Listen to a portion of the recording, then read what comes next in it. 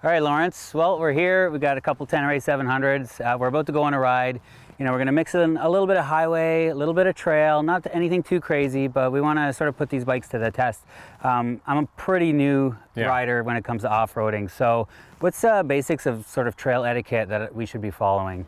Well, yeah, it's pretty much common sense. You know, first of all, be very aware of your surroundings. Watch the terrain, the conditions, and ride accordingly. Speed is important, especially on these little bigger bikes. Stay to the right of the trail. Obviously, shut your bike off if you see horses. We're here at the Ganaraska Forest, and there are horses out here.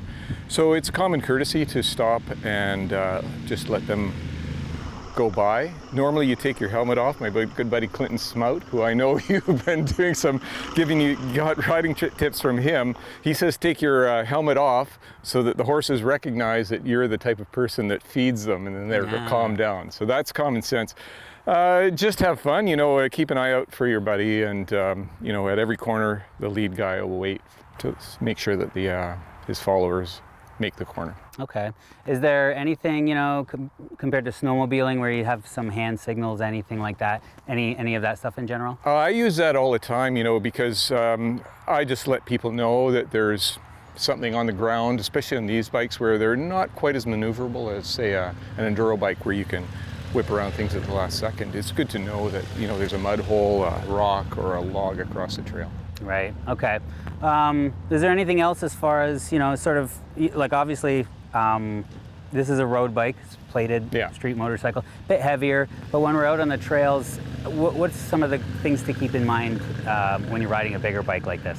Well, some of the key things is, first of all, a bigger bike wants to go in the direction it's already going. So it's not going to make corners quite as easily as a much lighter bike. Also, I like to keep the tires perpendicular to the ground. You can't lay it in like a motocrosser and do a bunch of berm shots. It's just a little too much weight there you have to deal with. Right, okay. Is there anything as far as safety is concerned when, you know, there's obviously two of us, so if something happened, we have somebody to lean on. Is there any general rules about riding with two people that we should be keeping in mind? Yeah, well, keep a distance in case you know, the lead guy has to slam the brakes on, something might come last second, you might see something. I've been bumped from behind a couple times. It's not much fun. Just keep an eye out for each other. It's really good with these bikes, like we were turning around a lot in the Ganaraska. You know, if you have to turn around, it's good if it tips over to have a buddy to lift it up and stuff like that, or get stuck in mud, you know. Yeah, right. Push it out. Right, okay. Well, we won't get into anything too crazy today, I'm sure, but we're gonna put these things to the test, so we'll keep all that stuff in mind, and yeah, I'm looking forward to a fun ride. Okay, great. Yeah.